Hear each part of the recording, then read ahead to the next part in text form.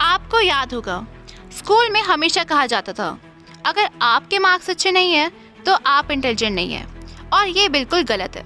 Harvard gardener का कहना था कि इंटेलिजेंस सिर्फ एक चीज़ पर डिपेंड नहीं करती। हमारी सोसाइटी में सिर्फ एक ही तरह की इंटेलिजेंस को सबसे ज़्यादा वैल्यू दी जाती है, जो पढ़ाई और एकेडमिक परफॉर्मेंस से रिलेटेड होती है। इसीलिए अगर किसी के मार्क्स कम हो तो उसको लगता है कि वो स्मार्ट नहीं है। पर अगर आप थोड़ा ध्यान से देखें तो हर एक व्यक्ति की अपनी यूनिक इंटेलिजेंस होती है। ये एक फॉर्मूला नहीं है, ये आपकी लाइफ का एक्सपीरियंस है।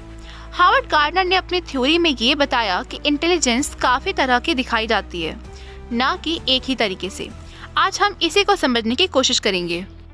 उन्होंने 8 अलग अलग टाइप्स के इंटेलिजेंस को डिफाइन किया।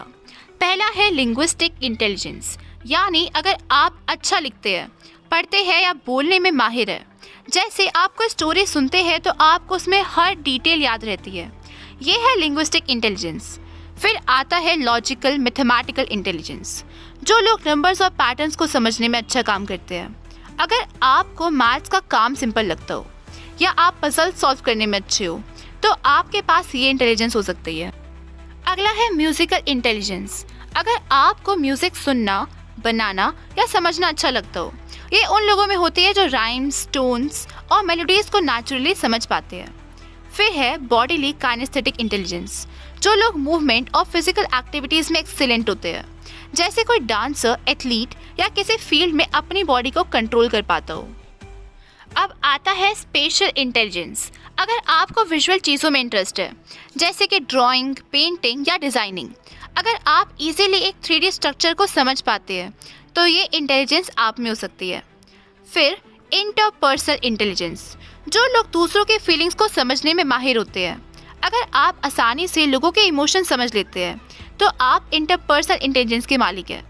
और नेक्स्ट है इंट्रापर्सनल इंटेलिजेंस। ये उन लोगों में होती है जो अपने आप को समझने में अच्छा काम करते हैं।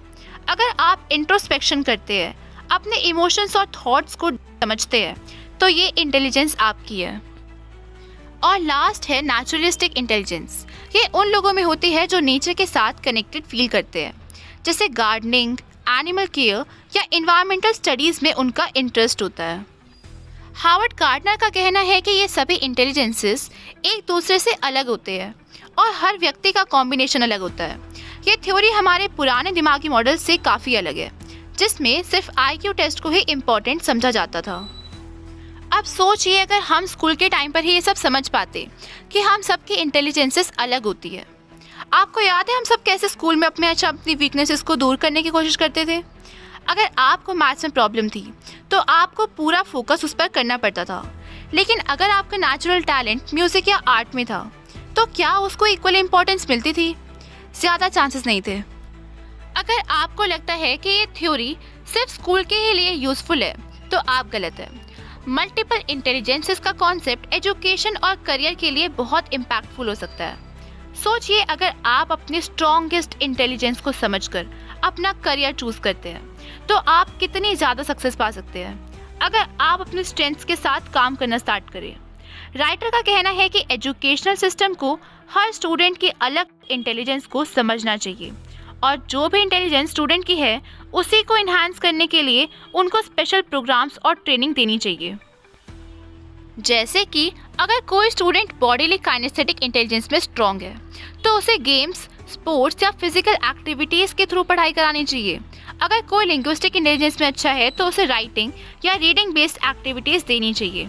और करियर में भी यही अप्रोच बहुत काम आ सकती है। नेहा को बचपन से ही घर के फर्नीचर और बिल्डिंग्स के डिज़ाइन बहुत पसंद थे। उसका स्पेशल इंटेलिजेंस बहुत स्ट्रॉन्ग था। अगर उससे स्कूल में ये समझाया गया होता तो शायद वो आर्किटेक्चर का करियर अर्ली स्टेज में ही चूज़ कर लेती। बट जब नेहा ने अपनी इंटेलिजेंस पर फोकस करना स्टार्ट किया तो उसने अपने करियर में बहुत अच्छा परफॉर्म किया। वो आर्किटेक्ट बन गई और अब दुनिया के टॉप डिज़ाइनिंग प्रोजेक्ट्स में काम कर रही है। अगर नेहा ने अपने स्पेशल इंटेलिजेंस को पहचाना ना होता तो वो अपने आप को एक और करियर में ट्रैप्ड फील करती। रियल लाइफ इम्पैक्ट ये है कि हम अपनी लाइफ को अपने इंटेलिजेंस के अकॉर्डिंग डिज़ाइन कर सकते हैं। अगर हम समझ सके कि हमारी नेचुरल इंटेलिजेंस क्या है तो हम अपनी ज़िंदगी को बहुत बेहतर तरीके से शेप कर सकते हैं।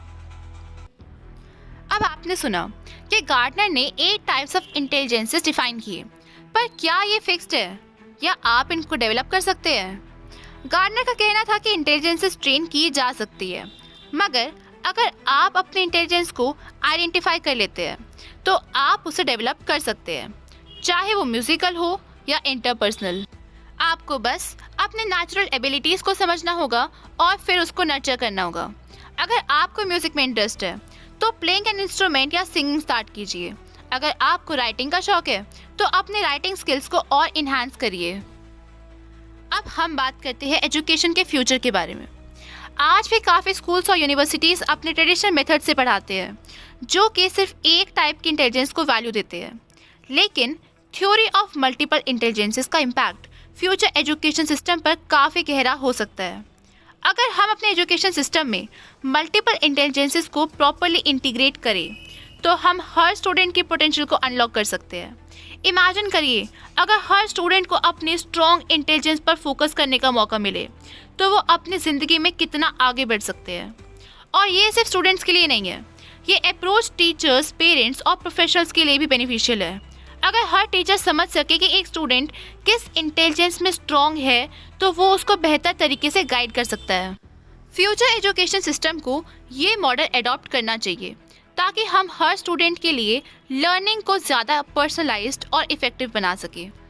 जब हम अपने इंटेलिजेंस को समझते हैं तो अपने ज़िंदगी को ऑथेंटिकली और ज़्यादा कॉन्फिडेंटली जी सकते हैं।